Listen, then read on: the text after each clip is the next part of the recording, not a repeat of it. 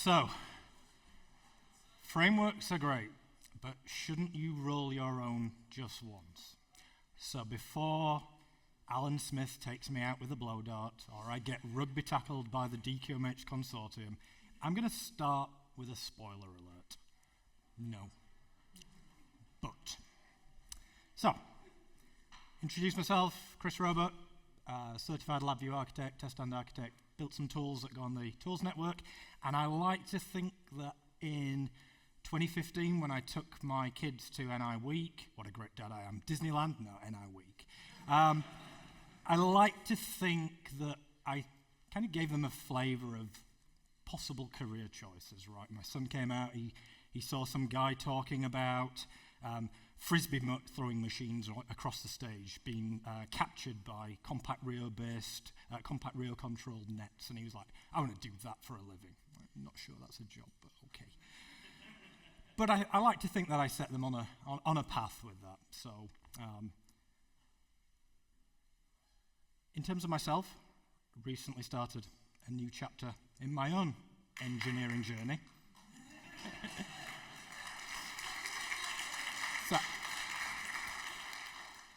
So far, I've had 3 sets of comments. I've had, that's great, Chris, well done. I've had, you're joining the dark side. I've had, you know they're having layoffs right now.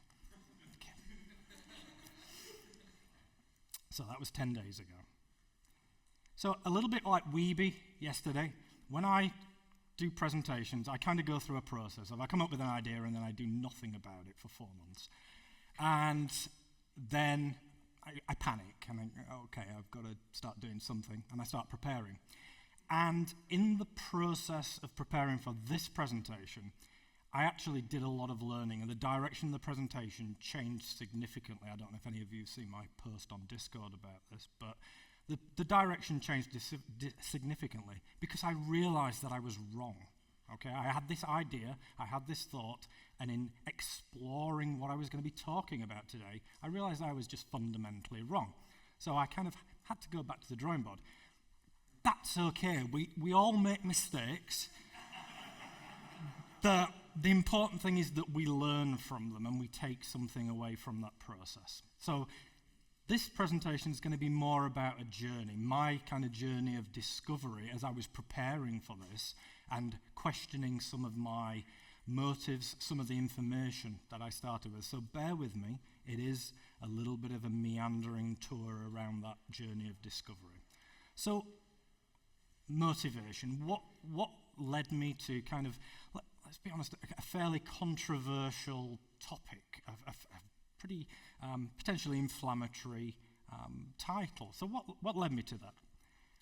So, since 2012, I've kind of operated in the consultant, alliance partner space, working with lots of customers, and that's been delivering solutions from scratch. The customer comes to you with a requirement, if you're lucky, and producing something. Sometimes it's been a customer calling you up and saying, hey, I've got this solution, it's only partially implemented, but the guy that was working on it got a better offer and went somewhere else. He went on vacation and never came back. He opened a beach bar in Tahiti or something.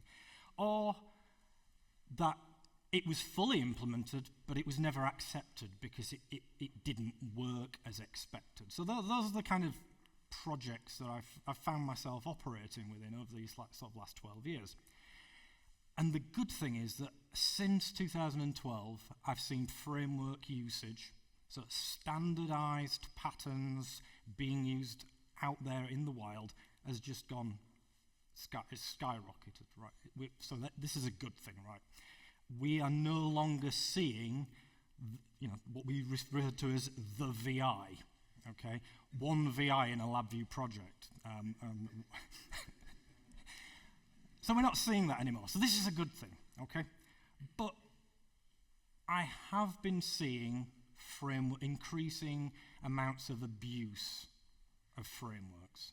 Frameworks being used in ways that don't yield great results. So that's what we're really going to talk about today. Some of those framework abuses and why we think they happen and what's our responsibility as the LabVIEW community to do something with that. I'm not suggesting that anybody in this audience abuses their frameworks, and I'm not suggesting that anybody in this audience would ever resort to the VI, but I think we have a responsibility to identify those things and to try to do something about it.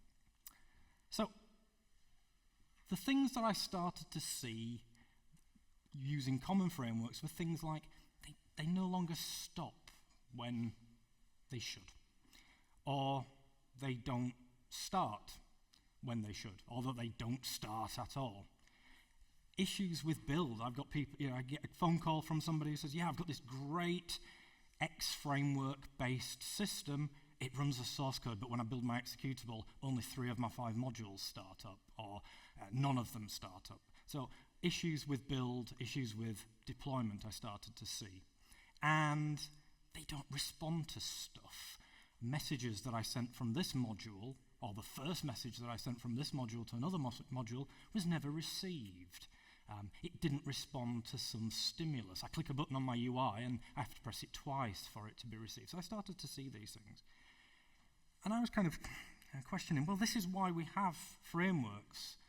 They make a certain promise to us as a developer. It's still our problem to solve. We've still got to do the engineering task. But the things that Alan, Fabiola, others in the audience have done is they've produced something that guarantees certain behaviours that us as a developer can take advantage of. So the risk is that the framework or LabVIEW gets blamed. Don't flame me for this. I worry that we're back at this situation, or we are in danger of going back to this situation, only now the code's really pretty, but the problem's the same problem. My application doesn't stop when it should. My first message to my logger module isn't received, but the second one is. And these were the types of things I started to see. And I really became very alarmed when I visited a customer and they had a style guide. And I was like, well, after I'd picked myself up off the floor and kind of, okay, let's have a look at this thing, I read the style guide and I've moved a few words around to protect the innocent, but this is an exact word for word kind of, this is what they were thinking. This is what they think. This is a defense contractor out there, and they've got this impression that a QMH is broadcasting lots of stuff via user events, and it's creating noise and bloat. So they're advising against it to their team of 50 LabVIEW developers. So this is quite alarming to me, and I don't want to see the progress that's been made over those 12 years undone by these experiences. So I started to try and understand what was causing those experiences, what's the underlying issue here. So that's what I say. Also, in that same style guide, I've told this to a few people, there was another line in there that said, don't use queues. That was it. Don't use queues. So I kind of asked them about that, and the comment that came back from them was, yeah, but if you use a queue, you end up with a VI that's running that you can't stop. So it tells me there's an education piece out there that we need to work on. So let's talk about frameworks. What do we mean by frameworks? Well, in 2011, at the CLA Summit in Austin, Texas, Norm Kirchner stood on a chair. And he read, in fact, if he's in the room, he'll probably do it again if we ask him. He stood on a chair and he read the State of the Nations regarding inter-process, intra-process communications. Because everybody in the room, and everybody in this room, we're all solving similar problems. We're all working on large, highly parallel, complex systems. Okay, and we were all having similar issues. We all needed to ensure that messages were received, that we could guarantee the receipt of a message through our framework, that things stopped when we were when asked to stop. And the group kind of got together and we identified, I think there were 22 different messaging, message transport opportunities that people could be using. network strings, TCP/IP, queues, notifiers, all these different methods of messaging in our frameworks. And at that time, a few frameworks were introduced to the community. There was one called Aloha, which I always thought was a really cool name for a framework. Active Framework, which I think in 2000, correct me if I'm wrong, Alan, 2011, it was still a community, okay, but it was so it was about to become part of the product. JAMA, TLB from Norm, and there was a framework from JKI that was presented called Public and Private Events. And that event was kind of like a dawning. Just like when the monolith showed up and we stopped beating each other up with bones and actually started to make progress, frameworks proliferated. It was almost the F word, right? Everybody was talking about frameworks. And we saw dozens of these things, right? So I kind of went back through some of my kind of old emails and things to see what was around, because some of those aren't around anymore, but we've got Active Framework, DQMH, Aloha, top-level stream, MVA framework. There's a bunch of different frameworks, and each of the framework providers will tell you that, you know, it solves some problem or problems that they were having at the time. Okay, and that's why they ultimately developed these things, to solve those problems with highly complex, highly parallel systems. All of the frameworks I mentioned, generally they all provide all of these things. They stop when you ask them to stop. They guarantee message delivery. They provide a means of delivering messages. They provide documentation, support in some shape or form. They're extensible. They improve your productivity just through not having to write code that stops. It's done for you. You don't have to worry about it. And tooling. The ones that have been really successful, I think, have really focused on these areas. You know, if we take DQMH, for example, you know, the scripting tools. I think everybody's going to put their hand up and go, yeah, awesome, saves me so much work. Support, there's communities, online communities. If I take Active Framework, the message maker. Before the message maker, there was chaos, pain in the backside. There's tooling. There's support because it's part of the product. Documentation. There's an AF course. There's, what shall we say, more than ample documentation regarding DQMH. There's so much of the stuff. So there's all this stuff out there. So back to my original question then. So if you think we're identifying some of these problems that we're seeing and saying, okay, well, would rolling our own have prevented some of those things? And I've already said no. Well, what led me to think that that might even be a possibility? So my experience, 2011, I was in love. I was working at Airbus. I was absolutely in love with JKI private and public user events. It was awesome. There were these public API VIs, and you called them, and they made your process that was running asynchronously do stuff. This is cool, right? I call the start module, it starts. I call the stop module, it stops. This is really cool stuff. I loved it. And there's a link there if you want to dig out that presentation that was given at the CLA Summit from like 2011. But it was cool stuff. And I used it everywhere. It's like, oh, you know, this is a pretty good hammer. Everything looks like a nail. So I started using it everywhere. And then something happened. I started using test stand. Yeah. And my modules that had been running beautifully stopped behaving themselves. And that's how I came to understand reference lifetimes in LabVIEW. So I ended up then rolling my own version because, long story short, the issue is that the user event references were held in an FGV, and the FGV would create the user event references on first call, irrespective of whether it was the asynchronous process that was calling it or it was the API. Whoever got there first would be the creator of those user events, okay? And I couldn't guarantee who would get there first. And in the case of the API getting there first, as soon as those API VIs stopped running, those references would go out of scope. They would be no longer valid. And my module would stop responding the way I thought that it should. So I rolled my own at the time and kind of made the modules ensure that the module was the owner of the event. Okay, so I kind of thought, well, I learned something. I rolled my own. I used the JKI framework, and I just made some changes in terms of synchronization, and it fixed my problem. So maybe rolling your own is a good part of the learning process, perhaps. Doing okay on time. So, anybody who wasn't aware, and I think everybody's aware, user event lifetime in LabVIEW is bound to the hierarchy in which the user event was created. So the VI on the left, which launches something asynchronously, but it creates a user event, puts that user event into an FGV.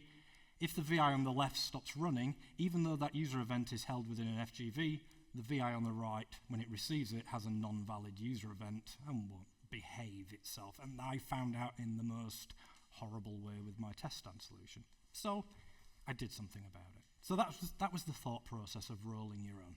So let's talk about abuse cases. Yeah, you guys that have written your frameworks, let's see how they're being abused out there in the wild. So Actor Framework, and I'm going to pick on Actor Framework and DQMH because they're the most popular. They're the ones that are out there. They're the ones I encounter. You don't want to see Bob's framework that's only ever made it into one company. So let's talk about AF. So in AF, messages should be routed via the caller actor up and over, kind of an enforced hierarchy. Solutions written in AF tend to have fairly complex hierarchies, and the idea is that if we need to route a message from actor C to actor D, then we go up and over the tree. Okay. Some people complain about that. That's part of the contract that the framework makes, that it guarantees that those messages will be received, that acknowledgements are available. So what I see frequently is peer-to-peer messaging. Somebody goes and puts all of their on Cure refnums in an FGV and goes, there you go, if you need to talk to anybody, use that FGV. Great. So they do peer-to-peer messaging. Why are they doing it? Well, one example, this was a kind of a real-world example, was the system that they were controlling. They wanted to turn the camera on, but only when the fan was running. They only wanted to see fan blades spinning around in a wind tunnel. So what they did is they said, well, my DAC doesn't need to know that the fan's spinning. My controller, it started the fan, but does it care that it's spinning? The camera cares that it's spinning. I'm going to go and set up a user event between the fan and the camera. Fan says, hey, I'm spinning. Camera goes, great, I'm going to take a picture of you. And they do that. But they started to have issues with things not stopping, messages not being received, messages being received out of the expected order. I think, realistically, the fan broadcasts to the controller, hey, I've started. The controller was the one requesting that the fan would spin up, the module, the actor would spin up. The fan says, yep, I've started, I'm good to go. And then the controller says, okay, fan started, now I need to go and tell the camera, fan started, you can do your stuff, because fans know about fan stuff and cameras know about camera stuff, and they don't necessarily need to know about each other, and they shouldn't know about each other. So, but we violate this because we get a bit lazy. We don't want to send all those messages. I don't want to. So that's one of the abuses that I see. And they've put their business logic of their application into the camera, into the fan module for that particular application. That camera module is no longer reusable on other applications. My camera API has now become something that's specific for this use case. I don't want that. Yeah. Steve told me this quote like 10 years ago. If you're describing a thing or a state in a state machine and you need to use the word and, you needed two states in your state machine, or you needed two things. Yeah, I'll just leave that up there for a minute. Let's just digest that. But I think that was definitely made an impression on me. So another question I get. So we're going to switch over to DQMH now. So, when should I re-register for the module events, for the module that I didn't start? When should I do that? I obtained my broadcast events and I registered for them, but when they fire, they don't happen. I'm not receiving them. But I'm going to ask the question: why are you registering for events of a module that you didn't start? You're effectively doing the peer-to-peer messaging. maybe the controller should be the one saying, okay, fan module started, camera module, you can now, it started. You can now subscribe to the events from the fan, okay? So it's not really a question. The question is what's your design? Why are you asking when should I register for those events? The design tells you when you need to register for those events. So, I mean, that's one of the beauties of DQMH is the hierarchy. It enforces no hierarchy, which is the beauty, but it's also an opportunity for bad design and abuse. Yeah? Self-MQing. See, I'd be interested to know if you guys see this out in the field. It's so tempting. Oh, after I've set the voltage, I'd like to do a quick check and measure it and see if it's what I set it at. Yeah, I'll just do it in the message handling loop. Don't do that. There's no guarantee that measure voltage is going to happen after you've set the voltage. Some other message came in between and did something else. There's no guarantee. So don't do that. So non-atomic messaging, avoid. This is probably my personal favorite, is no configuration on launch for critical parameters. So they spin up a power supply module, a DQMH power supply module, and they go, spin up, start module. Yep, module did initialize. And then the first message they send is, you're an adjuvant power supply. And they can't find the class on disk for the adjuvant power supply, or it doesn't exist. Or there's some reason why it can't be an adjuvant power supply. So the module started and it broadcast to the world, I've initialized, I'm good to go. And then the next thing it does is it errors because they did some configuration in a message rather than on launch. The module hadn't initialized, it hadn't started, it didn't have all of the information that it required. So I see that quite a lot. Nothing passed in on launch, and then a message sent on once it has launched to actually configure the thing. If it's critical to the function and it's available to you at that time, pass it in as a parameter to start module. Yeah. More recent versions of DQMH, it's really easy. You've got a call by reference node on the block diagram. You can wire in, you can add the control to the front panel of main, refresh the type def, and it's there and it's available for you. Okay, if you were using earlier versions, it's a little bit more involved, a little bit tricky, potentially not type safe, but it's there. Also, could that be scriptable? Could we have a type def that we define when we actually define the modules to say these are my input parameters? That would be pretty sweet. So, what are we seeing? We're seeing single responsibility violations. We're seeing that the fan or the camera module is now all of a sudden responsible for knowing that the fan started. We're seeing coupling because of that. Why does my fan module need to know about the camera and vice versa? It's non-reusable code. It's non-atomic actions that we're seeing. No framework is going to be able to overcome violations of poor design, ultimately. You know, Dimitri gave a fantastic presentation earlier today. He can speak far more eloquently than I can about solid principles. Norm created a s'mores presentation 10 years ago. I still stand by the lessons in that. Valuable, modular, simple, reusable. If we stick by those rules and we look at why we're doing some of these violations, then I think it all boils down to design. Manipulation of the framework means we no longer benefit from those guarantees. That peer-to-peer, yep, Alan will tell me there are use cases where you may have to do that, but we need to understand the risks that introduces. It no longer guarantees the benefits that we have when we actually adopt one of these, when we use one of these frameworks in our application. We're doing that because it makes certain guarantees. We then abuse that framework, those guarantees are gone. Okay, so we need to be aware of that. And then failing to understand why and how a framework works the way it does may lead to inappropriate behavior. So kind of broadly speaking, the things I saw. Dimitri's already spoken. Go take a look at his excellent presentation. Talk to Norm about s'mores. So what's my conclusion after all of this? Frameworks provide guaranteed behaviours out of the box. They will stop when you ask them to stop. They will start when they ask you to start. They will provide example messages that you can then reuse for your own messages, your own requests to a module in order to understand how they behave. They have productivity benefits.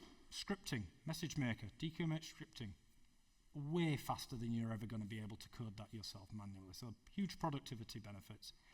They they do abstract the message handling. You don't need to know about user events, single element queues for the response data.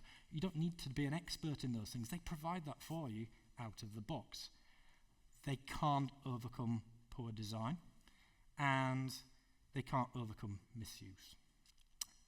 So my conclusion is that for any LabVIEW developer, the framework provides a safe place to develop your solution, provided you stick to the rules of the game. Okay. They've been battlefield tested. They've been out there now, both of these frameworks that I've picked on, and I know there's others out there, I don't want to discriminate, but they've been out there for 10 years. Yeah, they've seen plenty of use in applications. So I'm kind of standing here saying, originally I thought that the learning exercise was in understanding how some of the lower level mechanisms work. And actually, when I started to write this presentation, I realized it's not the lower level mechanisms that are failing, it's the design that's failing, and we're just merely adapting those mechanisms to suit our poor design. We need to look at design again. So what's the call to action for the people in this room? Because the people in this room all do atomic messaging. We all send configuration on start. We don't. This is not a suggestion that anybody doesn't do that. But what I do hear is I hear people going into organisations and saying, "Let's look at your. Oh, you don't use Active Framework. You don't use DQMH. You don't use this." And that's kind of like the first suggestion. I'd like to kind of back out a little bit and say, let's focus on design first. Yeah. When you go to a surgeon, because you've got a problem, he doesn't get out his hacksaw and then say, so what seems to be the problem? Yeah. So let's focus on the design and understand what's the appropriate solution. Teach multiple frameworks. Sometimes AF makes sense. Sometimes DQMH makes sense. What doesn't make sense is not having multiple tools at your disposal and a willingness to use those multiple tools. When you call for an electrician, he doesn't just come around with a screwdriver. Know your framework. I think this is probably the most important one. Know your framework. Know how it works. Read the documentation. There's some excellent documentation. Fab and Jörg did a Decisions Behind the Design. Stephen Mercer and Alan wrote a Decisions Behind the Design document for AF years ago. The documentation's out there. Understand how they work, understand why they work, and then you won't make the mistakes of breaking that contract that they make to you as a developer, those benefits and guarantees. Promote s'mores, promote solid, just demote bad design, just move away from that would be a good move. If you want to understand solid and s'mores, Dimitri and Norm, they're your people. So in producing this, I reached out to lots of people in the community to kind of get an input on what things they saw. So thanks to the people that did provide input. It was really interesting, actually. So, I won't draw upon anybody, but one person in that group actually kind of really sent me some, I think it was almost like I became a therapist. It was like, why do people do this? And there were some screenshots. And then, I'm seeing this. And then 2 days later, I got a text on my phone. It was just a screenshot of another piece of code using that framework. And it was like, can you believe this guy? And I was like, so I think I've probably got a second career coming with that. Some links to some solid framework stuff. So I've been using Duolingo.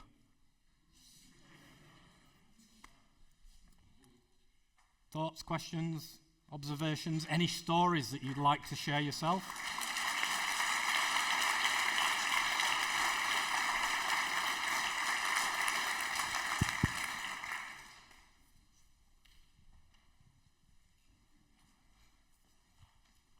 Hey Chris, I have a story. Sure. So I've seen a customer that he said, oh, this is DQMH, it looks great. I'm gonna use it on this critical project that it is due next week. So without understanding it, got inserted into test stand, and now everybody hates framework at the whole company. There are even instructions on how to remove it. So yeah, after I got there, so I started to debug the test and sequence, and yeah, were seeing a bunch of open windows because they didn't close that correctly. But I say, hey, I do it all the time, and it's on the process model. They don't even know it's there. So it's, yeah, as you said, know your framework, right? Come on, share your horror stories. There must be more out there. So, okay, right here. Hey, Chris. So for a lot of us, we've already picked our hacksaws, right, in the room. But also, we're teaching a lot of people to adopt, and of course, adopt our larger implementations is one reasonable thing to say. However, if somebody's trying to dabble in it, I would say for all of us, a good recommendation to that person is start small. Start ridiculously small. Continue to do maybe your entry-level techniques, but on your next small thing, you want to make a pop-up window for a configuration screen. Make that thing the actor framework thing. I think that's, of course, we all know how to adopt things, but I think the verbiage we do to help other people ramp up, I think if we adopt that recommendation to others of don't do the whole application in it if you're going to learn, and be okay continuing to use your simple techniques. So less of a horror story, but more of a kind of as we call to action to others. That's an empathetic way of trying to not say, you did it a dumb way, do everything different, but start small. Find that small thing. Yeah, cool. So this is a comment, not because you showed the book from Uncle Bob, and Dimitri did as well. So if anybody in the room is feeling that this is not a good read, I'm with them. I found it horrible to read. It gives you the feeling that you are the worst programmer ever, and he's shaming you for each decision that you're doing. So if you don't want to read the book, and Anton, I heard you recommend as well, I understand where it's coming from. It has good intentions, but if you're starting to read and you're putting it away and you're feeling ashamed, you're not alone. It's just a comment.